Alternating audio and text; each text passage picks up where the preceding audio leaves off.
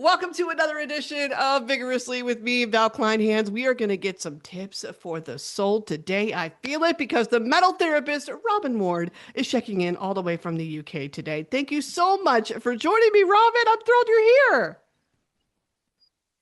Oh, thank you so much for having me. Honestly, it's such an honor to be asked to do things like this. So, yeah, I'm really nervous, but I'm excited. You, we're going to have a lot of fun, I promise. But just to give anybody that doesn't know you a little bit of background, walk me through your own mental health journey and how you got to where you are now. Oh, okay. It's so unusual to be asked this question because normally I'm the one asking people that I question. know. So, yeah. Um, so basically, I'm a therapist, qualified therapist, and I do that because of a few different things that have happened in my life, really. But I guess it's an unusual one because I guess the main thing for me has been like navigating my own ADHD. I Mm, don't know whether you're aware of that, but I am diagnosed ADHD, and I only got diagnosed later in life. So mm. so I think that's really been the main thing for me because there's a big crossover between like ADHD and social anxiety. Yeah, sometimes. So I've always, yeah, big time. So I've always been quite socially anxious, like generally, which is a very complicated topic, really, because most people when they meet me, they go, really? Social anxiety? Because I come across really confident, but actually, what's going on internally is a completely different story. So, yeah. So, I think that's really been the main thing that I've had to navigate. I wouldn't say that I've kind of like had my own major mental health journey. It's just like been little things that I've had to navigate over time, like feeling like an outsider, lots of losses in my life. Yeah. I lost one of my best friends, my childhood best friends, to suicide Mm. back in 2011, I think it was. So, in my early 20s, which was quite a significant thing that happened in my life, really, and was a big, I guess, turning point for me. And it was one of those things where it made me want to work in this kind of line of work, really. So that was a big transitional moment for me. And then even just recently, I've lost another friend to suicide. There's been quite a few people in my life who I've lost to that. Also navigating losing my sister's husband in 2017 to cancer, which was really, really difficult. So I guess you could say like I know what it's like to navigate those times where things just shake you to your absolute core and Hmm. everyone around you, you know. So there's been a few things in my life, I guess, that have led me to where I am now and why I get so passionate about it. Yeah, all of those things lead you to helping others and actually going forth and getting your license as a therapist. For the Americans, break down what it's like getting a license in the UK. How does that work? Yeah, so it is quite different, really, because as far as I'm aware, in the US, I think therapist is a protected term, It's whereas, yeah, it's pretty sometimes people say it's used loosely and I think but there are still criteria that you definitely have to meet to even have the title at all. And mm, so there's debate on the credibility behind it sometimes, I would say, but there's certainly criteria to actually get the title at all, which is why it always baffles me. But at the very least, there's certifications involved, there's schooling involved. You have to get a degree at university, all that above. That's still all very much part of it. But I mean, we've got a long way to go, I think, when it comes to the mental health discussion, just in general. So that could be part of what's going on too. But I'm sure that some of that you have in common in the UK as well. I'm sure there's schooling involved. I'm sure there's certain criteria that you've had to meet. What did that look like for you?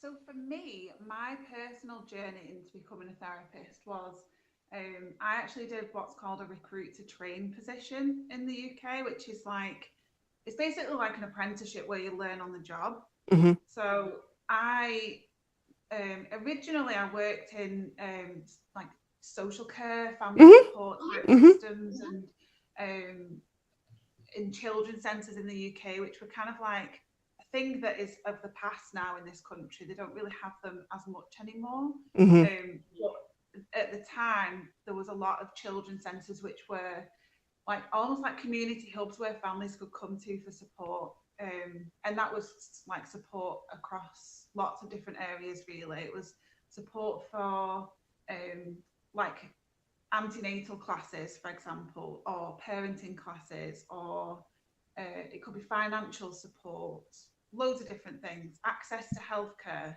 There was lots of things that the children's centres would support with.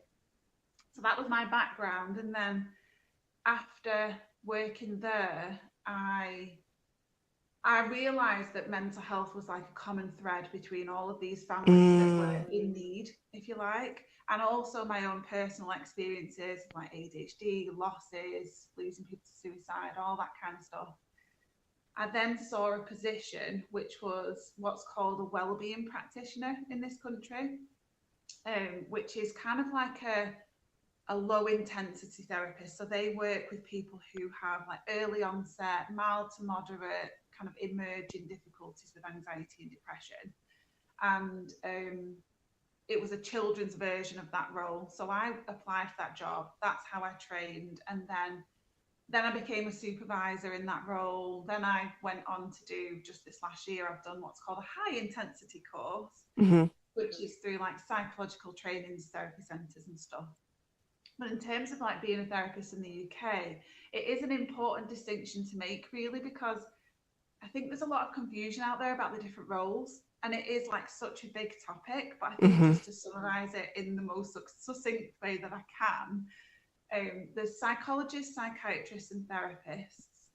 When it comes to therapists, that is not a protected term. So people Mm. could literally go on a 2 week counselling course, set up privately as a therapist, and call themselves a therapist, basically.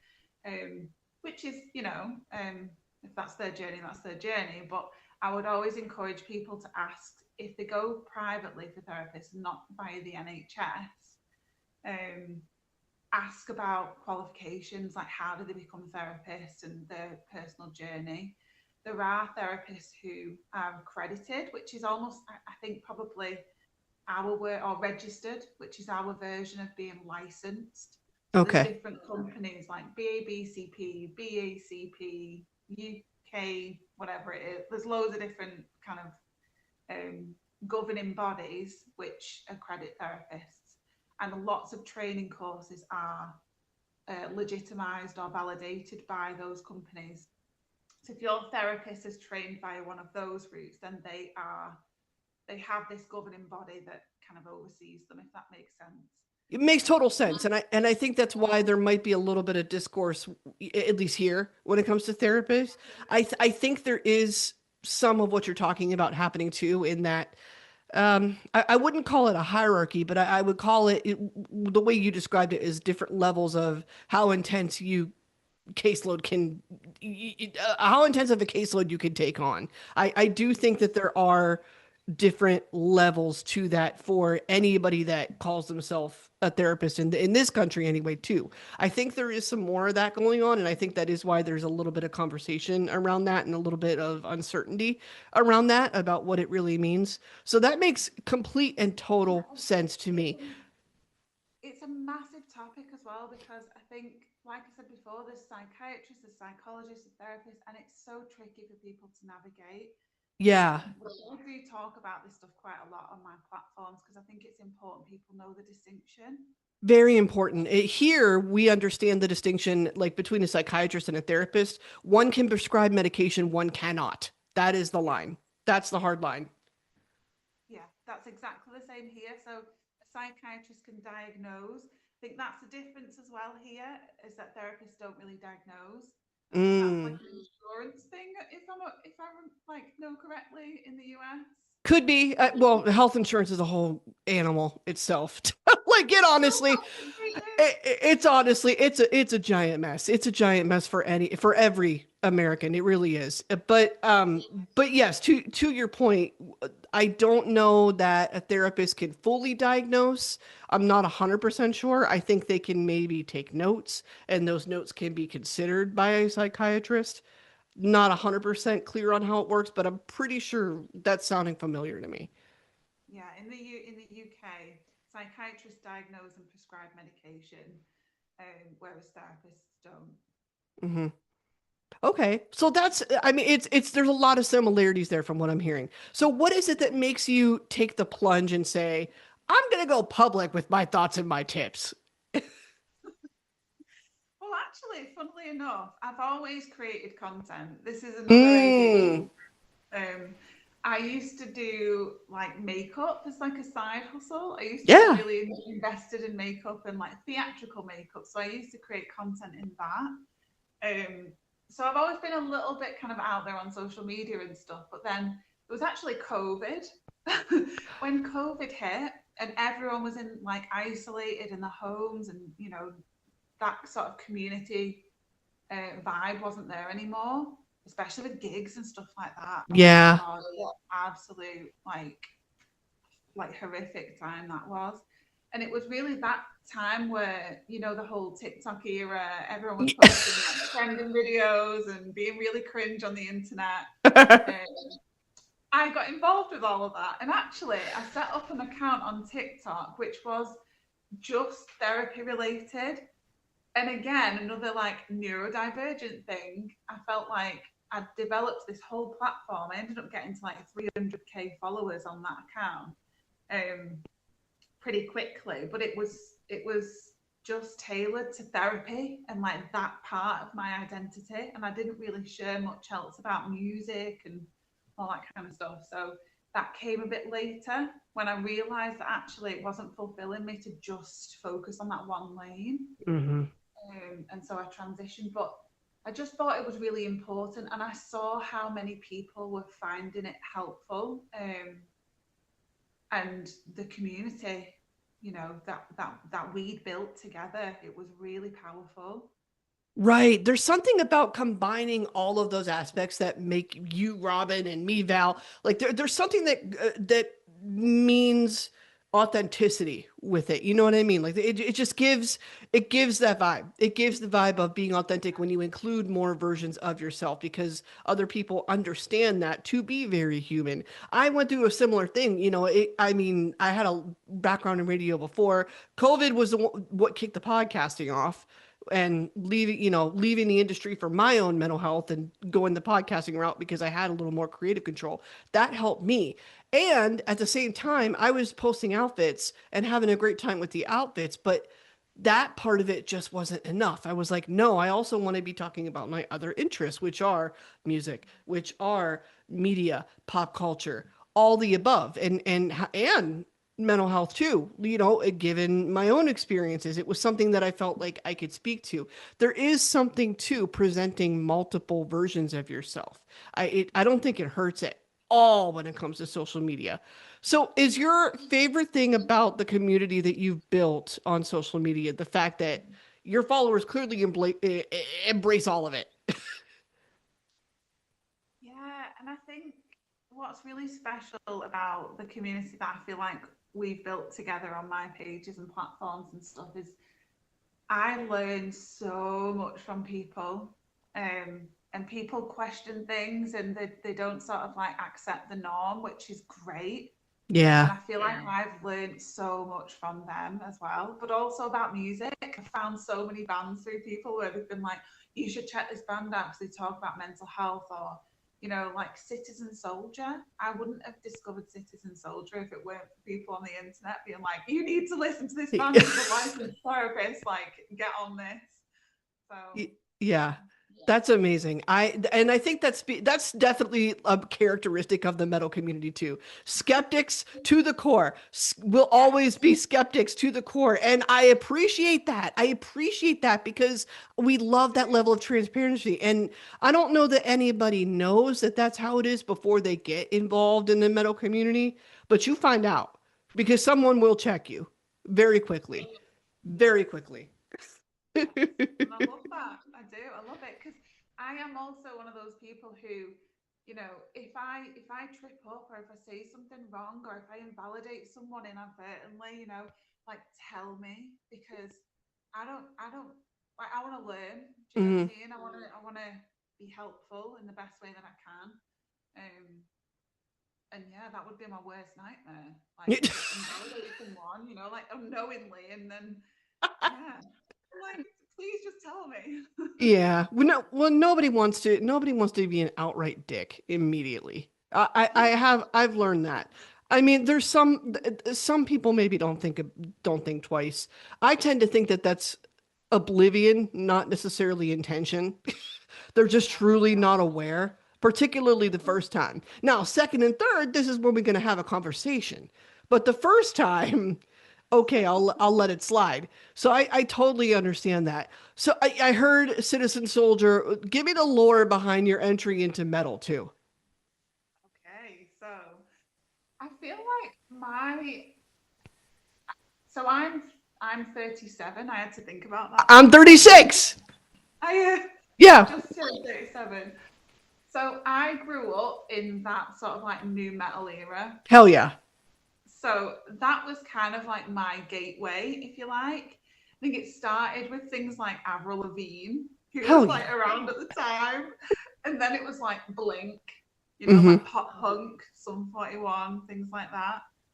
And then it sort of progressed onto the likes of Evanescence, Linkin Park, Limp Bizkit, and then System of a Down, Bullet for My Valentine. And it just progressively got like a little bit heavier or a little bit more experimental over time. But yeah,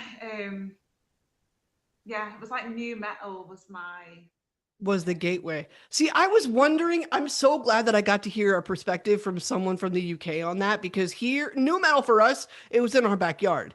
So I kind of always wanted to hear how that took off in the rest of the world too, because I'm like, these got like, oh man, some of these are like the complete stereotype. And I'm like, I don't know how that would be received outside of the States. So it's hilarious to hear your perspective, and it's cool to hear that they're universally embraced. We loved having speaking as a woman too, I think we loved having Avril as an option to Brittany and Christina. We will yeah. absolutely put respect on Brittany and Christina's name. Don't get me wrong, but Oh, yeah, it was 100%. nice.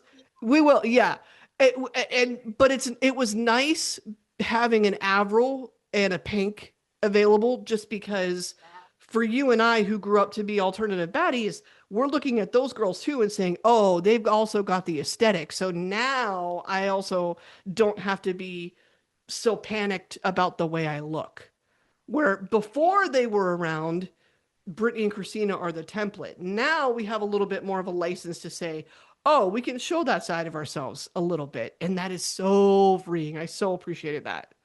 I love that, and I think as well, with you talking about the difference between the US and the UK, I think I did also have like a bit of an emo phase as well. Mm. But I used to say I identified as emo at the time for like about a year, but like I did listen to loads of different things at that time. But I think there are some differences between what bands were quite big in the emo scene in America versus here. Like there's bands like Funeral for a Friend, Right. which people know a lot less, I think, in the US than they do here because they were a British. I think were they Welsh or British? I can't remember, but they were definitely a UK band. And then um, there was a couple of other bands that were quite big around that time as well. That I'm trying to think now what they were, but there was a few bands like that Mm-hmm. here that I think weren't as big in the US, but yeah. Yeah. So there was a few bands like that as well that were my gateway to into Bull- heavier stuff. Bullet is definitely the one that transferred here. Like they when they hit here, accepted almost immediately, and Yeah, to this day they can still pull an audience here, no question. yeah, which is interesting because actually they were classed as one of those emo bands, but really there's not really anything emo about them apart from the really title of the band, like the band name. Could be. Well, Maybe, and maybe some of the lyrics, but I hear you. yeah. They're heavy. I would call Bullet heavy if anybody was asking me. That's how I would call it. So have you ever, when you're in a session with a client or you're offering somebody advice, have you ever given them like maybe a recommendation on music to listen to help them get through what it is that they're going through? Well, I think if I was, so I actually, bit of lore on me, I actually work in the NHS. I don't talk about that a lot because I kind of like to distance myself from that because, you know, I represent me on my social Hmm. media and not the NHS. But um, I don't necessarily get clients through my social media.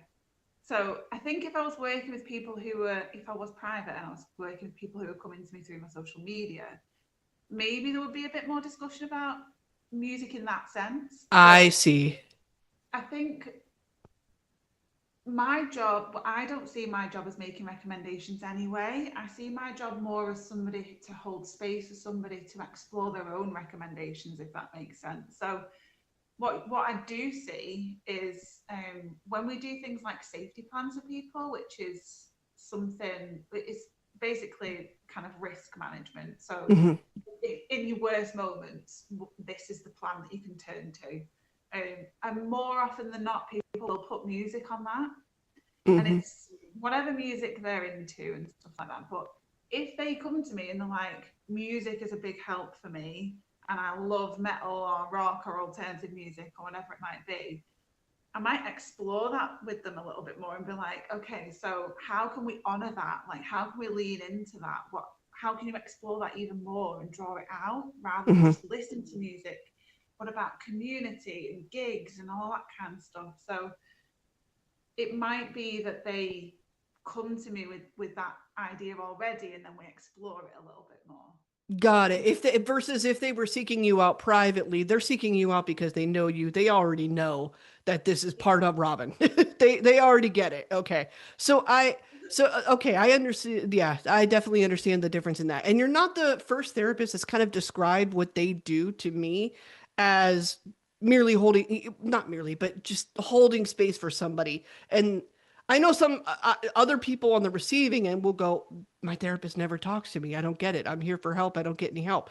Well, that's also part of what's happening. Part of what's happening is maybe they're sensing a need that you need a room to vent or get out whatever it is that you need to get out. And that's why we're sitting in silence some of the time as a Yeah. therapist. That's it. And well, a lot of therapy as well is kind of the way that you ask your questions. So I will ask people questions, not as like I already know the answer to this question and I'm asking you it for the sake of you coming up with the answer yourself. Like that's not the point of it. But the point is, I don't know the answer to this question, but I feel like it might be a helpful question for you to explore. Hmm. It might be a difficult question, but we'll sit with that difficulty in the question and we'll try and because I believe that people hold their own answers. It's just they're not kind of they've not had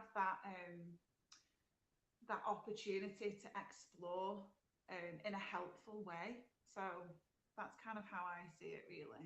Makes total sense. Why do you Mm. think that metal resonates with anybody that feels like an outcast or they're experiencing anxiety, depression, trauma? Metal is huge in our life. And I get that it kind of attracts anybody who's had similar circumstances.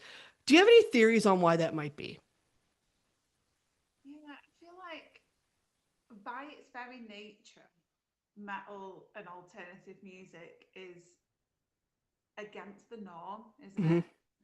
So if you've been, if you're an outsider or an outcast or, you feel othered in any sense, then this type of music is something that is like, that's also the outcast.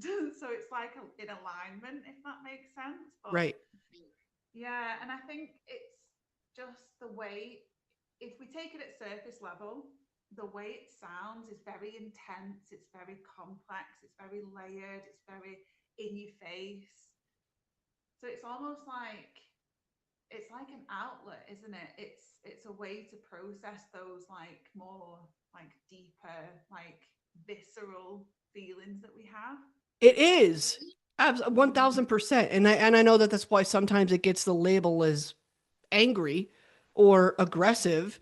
And yeah, sometimes it is. There are moments where I'm at a show and I see dudes working things out in the pit. And ladies, let me include there people are working things out in the pit. I mean, do Oh, you as a therapist, do you ever do you ever sit back and watch that at a show and go, "Oh yeah, they're working something out. Like they're we're going to leave this alone because they're taking care of themselves right now." I've just stood there like analysing people. No. Kind of, I guess so. Like, I think it's just one of them things, isn't it? Like, a gig, going to a gig is one of the most euphoric experiences that you can have, or a festival. Mhm. Just being in a crowd of people where everyone is there for the same reason, everybody loves whatever is happening on the stage. Like, it's just a collective euphoria and the sense of belonging and community that you get from that. And I'm not saying community is the best. Like, there's definitely sense of elitism within the community, and Oh, we like could, that's a whole other episode in itself, it is. literally. But then I also think with elitism, I think it does come into this sense of like, this is a community of outsiders who know what it's like to be othered. And a lot of people who are neurodivergent or with trauma or who have been ostracized by, society, oppressed, whatever. And I think because of that, I think that's why we get elitism personally, because people are very protective of that, because Mm, it's not for the mainstream, and it's people kind of want to hold on to that, uh, small, um I don't really know how to put it, but I just feel like people are very protective of that community. yeah, sometimes gatekeeping is involved. I think that that's improving. I will say I think I've seen less of that now as a 36-year-old versus when I was 16 and still going to Yeah. shows then. So thankfully, I think just my opinion, I think that that is changing and it is improving. It's not totally gone. There always is that asshole in the audience. I mean, believe me, I'm a woman. I have been on the receiving end of name three songs multiple times in my life, multiple Yeah. times. Yeah. But those guys, they're maybe 2 out of the 10 in the room. It's certainly not the majority. So thankfully, I do think that is changing. It's an interesting dichotomy. Do you think that perhaps? I mean, I know that sometimes the turnoff with the community is not only is this just a group of outcasts and the rest of the mainstream world would go, I don't want to be involved in that. But sometimes I wonder if society pathologizes anger a little bit too, instead of teaching people how to process it, because I know that is something that is attractive about the metal community, is that it does give you permission to explore the angry parts of you. Yeah, naturally, that's what I was just thinking when you were talking, because I think there is, just going back to what we were saying before about the community and like what people get out of it. I feel like there is a level of rawness and like realness to the themes explored within metal that I think, it allows people to process things in a healthy way. Mm-hmm. Um, it doesn't sugarcoat things, like it doesn't disguise things in like sunshine and rainbows and love stories like the mainstream Right. sometimes does. So I think it can be a really healthy way to move through and, gain catharsis through the music. I think in terms of like pathologizing anger, 100% agree with that, because I think in the metal community, like you said, it gives us permission to let that out, especially in a pit, and it's a great way to like learn boundaries and stuff with people. And it's about like collective, it's that outlet for people. It lets people get that aggression out. But then 2 seconds later, in a quieter moment of the song, you see people throw arms around each other and singing Yeah. together. And it's great. And what a way to learn about, like, if someone falls, you pick them up. Like, it's consent based. You don't just pull any random person in from the side. It's a great way to process and learn how to cope with those trickier feelings. Hmm. And I think I always say this to people: anger is not the enemy. Anger is not this thing to be feared. Anger can teach us a lot about what matters to us, what feels unjust to us. And if we really listen to and get curious about our anger, it can teach us a lot. We can learn a lot from it, because it's like, well, the reason why I'm angry is because this thing that happened annoyed me, because it feels unjust, or it feels unfair, or it feels, it's triggered something within me that is from a past, or there's some Right. reason why you feel angry. And if we pathologize anger and we see it as this like thing to be feared, it just makes it more intense. And it becomes this catch 22 situation where then people react to their anger because they're suppressing it. And it just confirms to the people, the masses, that Hmm. anger is feared. So it's a cycle. I wish we looked at it as more of a time and a place, yeah, thing. Yeah, 100%. That's definitely how I wish that we looked at it instead. I was fortunate to, join the community and learn at an early age that yeah, this is one area where when I'm not having a great day, I can go to and I can do whatever it is that I need to do to get out whatever it is that I need to get out in a safe way where I'm not harming myself or anybody else. If you could prescribe a metal playlist for stress or anger, what do you think would be on it? This is such a hard question. I know there's so many choices. Oh, God. Well, I think generally, and this again, this is so against the grain for me, because normally I'm like, what's helpful for you? What do you? But um, for me, prog, Oh yeah, um, yeah. because I feel like with progressive metal, you've got. I love a build up in a song because I think it makes the payoff even better Hmm. at the end, and it's like a big build up and then it's like a big outlet or release at the end.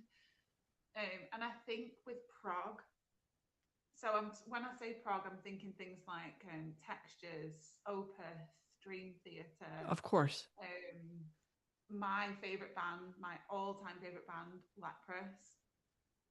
Just love them. Hell But yeah. I think it explores lots of different moods. It goes softer, really emotive, and then there's like big crescendos and complex, and it's just great. And I just think it's great for outlet. But then I also think things like Electric Callboy. Yeah. Yeah. Just to have a laugh. Just for a laugh. Yeah, exactly. Yeah. And Vianova, there is a song by Vianova which I'm really just loving at the minute, called Wheel of Fortune. And it's really about being down on luck but persevering anyway. So Hmm. the lyrics are something like I've got the will to make it work. And Yeah. I'm just like, I love that for being just uplifting. Yeah. I feel like a mixture is great. Things like Chimera, Pure Hatred. So when you just feel the need to let that anger out at people because you've been wronged, like Hmm. what a great way to let it out. So I just feel like different moods. Just what you're getting at is the license to be human, whatever mood it Yes, is, whatever mood it is yeah, that's happening at the time. Just permission to express it and get it all out. There is something to Prague doing that. I completely agree. I just saw Opeth like last month, and I felt the same way. And and this is so funny specifically with them. I never understood why they got all the crap for Heritage when all of the clues were there before in the albums before. And on top of that, to me it's something that's smart on their part to do to mm. go in a direction that I'm assuming is more authentic for them. This is the thing about prog as well, is that there's no rules to it. There's no Exactly. rules. Just do whatever feels right. And that's why you can get one band doing two albums that don't even sound like the same band, because Hmm. it's just experimental. And that's what I love about it. Yeah. If you had to offer just your top number one quick tip on how to work on yourself mentally and how to improve your state mentally, what would you offer? Probably just one word: curiosity. Mm, because it all Because stems from there. yeah, when you get curious about stuff, it's a very cliche thing for me to say as a therapist, but I just feel like any intense moment, any anger, any tricky situation to navigate, curiosity can really help you unpick and understand more about why you respond in the way you respond. And if you keep falling into the same cycles of something, dealing with something in what feels like an unhelpful way to you, curiosity is the key. Because as soon as you get curious, rather than pushing things away constantly, um, even things like anxiety, people push against anxiety all the way, so much so that like they end up avoiding. Um, and I just feel that if you get curious about it rather than push it away and you lean into it a little bit, you can understand more about it and you can understand more about yourself. And it helps you make a bit more peace with things Hmm. sometimes. So, curiosity. Do you think that we're becoming more comfortable with having general conversations about mental health and how we take care of ourselves in that realm? Yeah, I think so. I think definitely in the metal space and the Yeah. alternative space has been a shift, because I think back in, when you think about the 70s and the 80s and like the real beginnings of, um, glam rock, for example, or that kind of scene, it was all about sex, drugs, and rock and roll and suppressing things, right? Um, and there's been this bravado in metal music for a long time where it's like, you know, dealing with things in maybe not the best way. But I feel like I've definitely seen a shift nowadays where people are leaning into trickier emotions, being a lot more raw, being a lot more open. And you've got some real big names in the space openly talking about Yeah. mental health, like Rob Flynn, Machine Head, Yes. you know, Corey Taylor, people just being so open about their own mind, Hmm. which I think is a great example. Yeah. So I definitely see a shift. We are fortunate to have a lot of good examples in the community. I would absolutely agree with that. And I mean, I hope that that's something that attracts even more people to it and that it's something that continues to blow up because I don't mind. The more the merrier.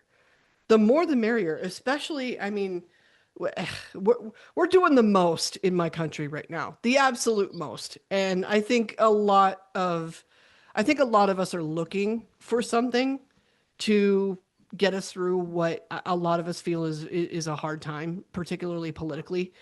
And Definitely. I hope that that translates to the community growing. And I think That's it another will. that's another thing I love about the community though, because it doesn't shy away from politics. Hmm. I Right. It think never that's did. the part of being alternative. Yeah, it's always been there. So it is. If you're alternative, then that is a part of who you are. Hmm. So I love the fact that it stands against things like genocide and systemic oppression, and it's very loud and vocal about these things. And um, yeah, there's a lot of shit going on in the world right now, and I think Too much. when yeah, and when things feels out of control like that, that's why community is so helpful. Connection, Hmm. outlets. Yeah. So Yeah. what is next for you, whether it's the social media community, therapy, all the above? In general, what's next for you? What are you looking forward to? I am really loving talking to musicians and bands at the minute about mental health. Yes. I've been so lucky this last couple of years. I've been able to go to some festivals as press to be able to talk to bands about these topics, and I just think there's something so special about directly, having that role, and being like, let's talk about this, let's get the conversation going. So I'd love to do more of that. I'd also love to do more of my reactions. I've kind of been, I put that to one side with my course this last year. So I'd love to get into doing reactions to music a bit more and unpicking the themes of, lyrics and how the feel of the music and stuff like that, because it really resonates with people. I'd love to do more of that. And then just continuing on my kind of professional journey as a therapist and seeing where that takes me. I love supervising. I'd love to do some tutoring, maybe Yeah. in the future on courses for low intensity, because I've been doing low intensity therapy now for, gosh, like 7 or 8 years. So, yeah. I can't wait to But see it yeah, all. I can't wait. I know it's going to be good. I love seeing your enthusiasm for it. And just personally, I always love seeing it. So, Robyn, thank you so much. It's been a lovely chat. Thank you for spending some time with me. thank you so much, Val. I've had the best time. It's been so lovely to talk to you.